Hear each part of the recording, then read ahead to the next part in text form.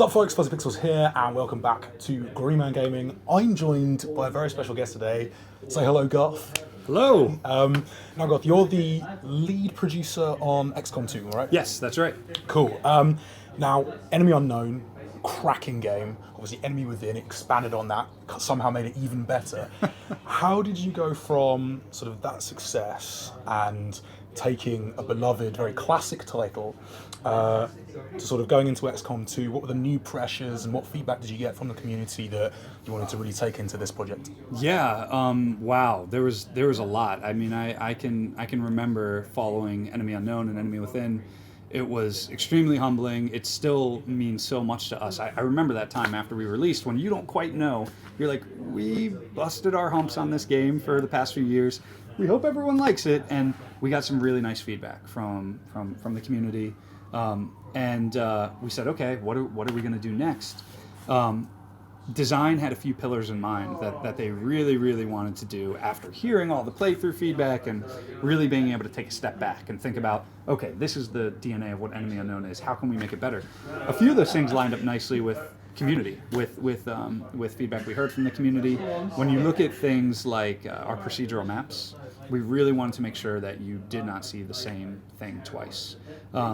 Fans really liked the maps. The artists and level designers did a great job of hand placing them on Enemy Unknown, but you would begin to exhaust them after multiple playthroughs, and we're really happy people played multiple playthroughs, and we want that even more in XCOM 2. So there's this whole procedural system where you might see the same art, but you'll never see it in the same arrangement twice, which is a really nice way to really have sort of this eerie feeling on this alien-occupied Earth. You don't know what's around the next corner, and it fits nicely tone-wise. And then when the other pillar that design was very interested in was the open-ended strategy layer. And we're very excited. This is a game that the further you play, the more you play, the better it gets. Because on the geoscape, you're not just being reactive anymore. You're being proactive. You're now a resistance. Missions aren't just coming to you by hitting the scan button. You are now making a lot of choices. Where do I want to go? Do I want to go for this mission with this reward type? Do I want to stop this dark event? Do I want to go to this rumor site? Or do I want to go grow the resistance and expand through almost this region territory control system to grow the resistance around the world? There's so many different things you can do in the geoscape that really make it feel like a full-born strategy experience. Cool. Let's unpack that a little bit because sort of... Sorry, I talked way too much. No. That's really just cool. Smack me next time.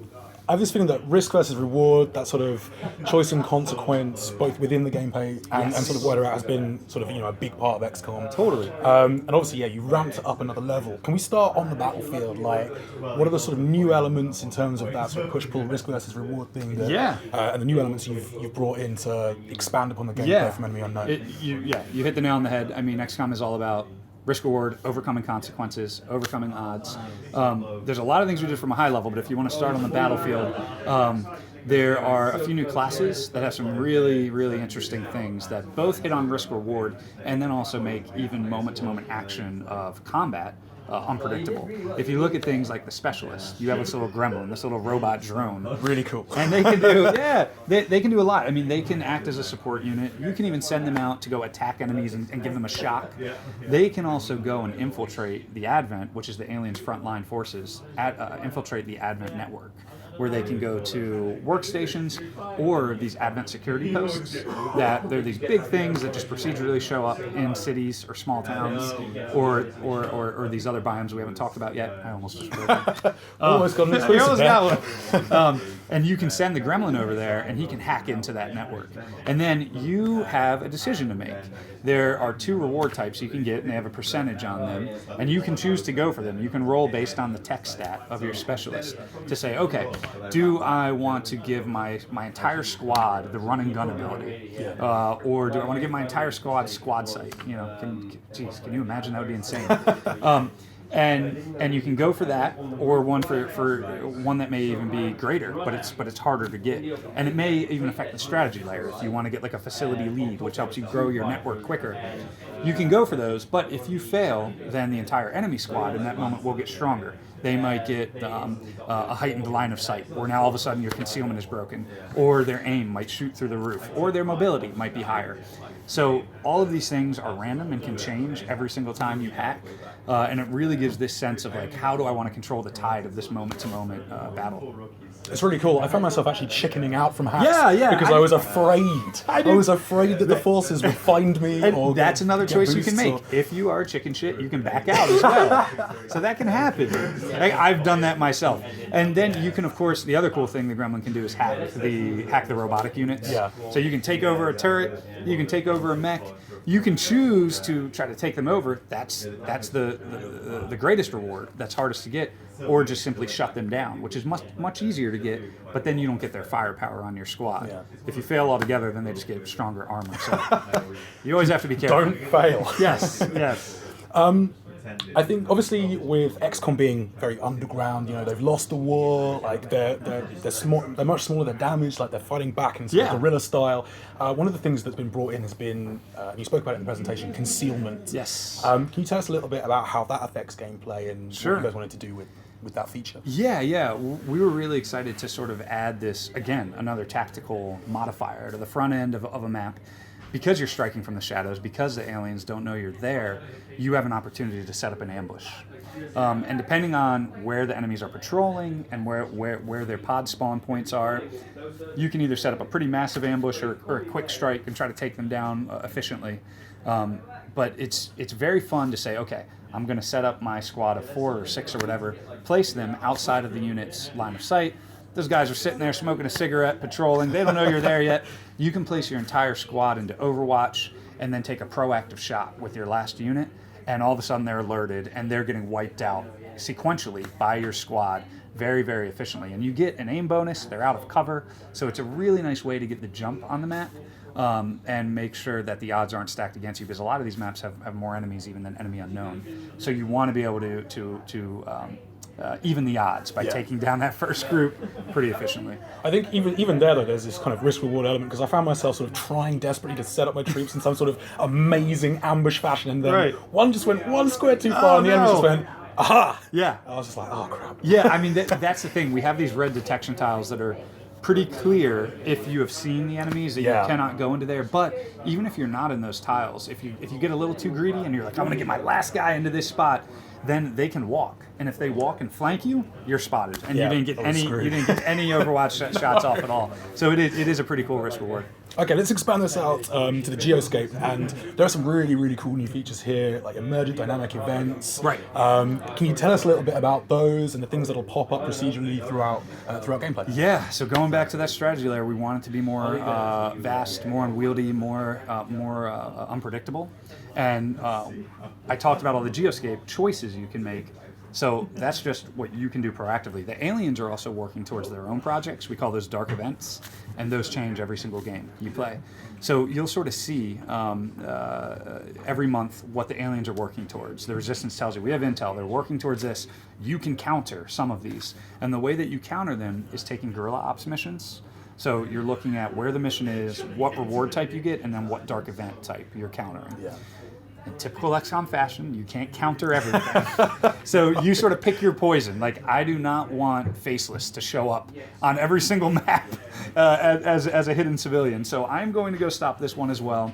Or, I don't want a UFO to start hunting me down. You have these decisions that you sort of can make. But you also have to weigh those with the rewards that you get on the mission as well. And sometimes those trump the dark event. And then, again, you just have to deal with it when it comes up. So it's a really nice way to modify the feel of the strategy game, and some of those push down to tactical as well, how your tactical game plays out. Awesome. Like there's so much depth there, and I found myself agonizing over like the tiniest decisions as well, and that even extended back to like character creation and character customization and those options have been massively expanded as well, and it looks like there's even more choice in terms of leveling up your characters, and expanding their abilities. Can you talk a little bit about that and how things tie in with expanding your Avenger base and leveling up your characters? Where to start? So you still have your classes, and you get promotions, and you can pick through through one of two, but with respect to just mechanics and promotions, you can modify those in a lot of ways. We have a facility called the Advanced Warfare Center. If you build that, then your soldiers can randomly get a perk outside of their class. So you might get, squad sight or run and gun. You might get run and gun on your sniper.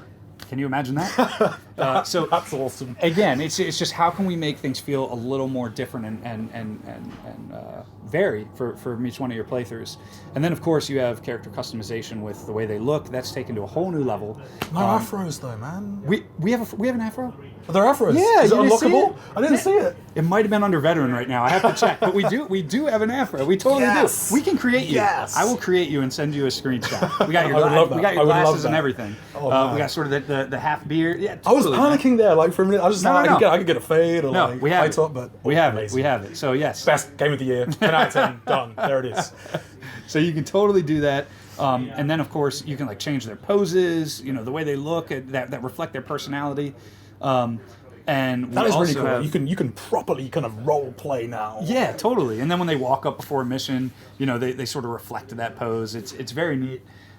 You can create these. You can create your own personal roster before you start a game, and what we call the character pool. So you change how they look. You can designate what class you want them to be, or if you want them to be a scientist or an engineer, anything you want. And you can do all that before a game, and then it pushes to your game world. So they'll just randomly and organically show up.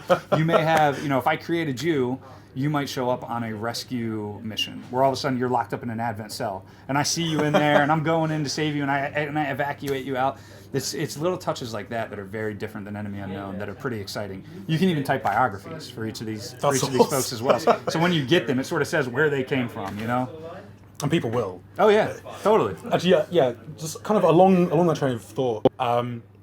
The customization is really deep. You guys are going even deeper. You're releasing an SDK at launch. Yes. You're getting modders, and this is the thing. It's a PC-only game. Yeah. Can you tell us a little bit about that decision and how you're really, really opening this up to the modding community? Yeah, I mean, it was obviously a decision that we weighed pretty carefully. But Firaxis is a PC-driven studio.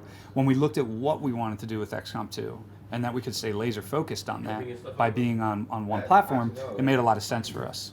Certainly with the modding that you just brought up. The team put in an inordinate amount of effort to make even the gameplay source code be moddable and work with what modders can potentially do, and then to be able to support an SDK and release all that. And we're going to give the world our assets, and so they can modify those assets or create their own through Unreal Editor.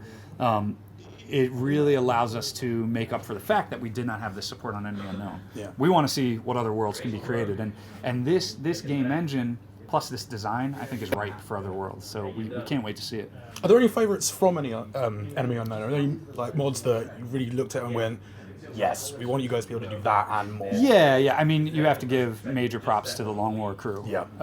They went above and beyond with what they created. I'm still impressed to this day. So it was very impressive. They basically, they created, it's still our game world, but the mechanics that they did and the way that they pushed things, it was very impressive. We'd love to see more of that. Plus total conversions as well. What types of new worlds do you want to see? Awesome stuff. In terms of the enemies that you face, obviously Advent are a very sinister organization. Yes. The whole propaganda thing is rife in like loading screens and everything like that.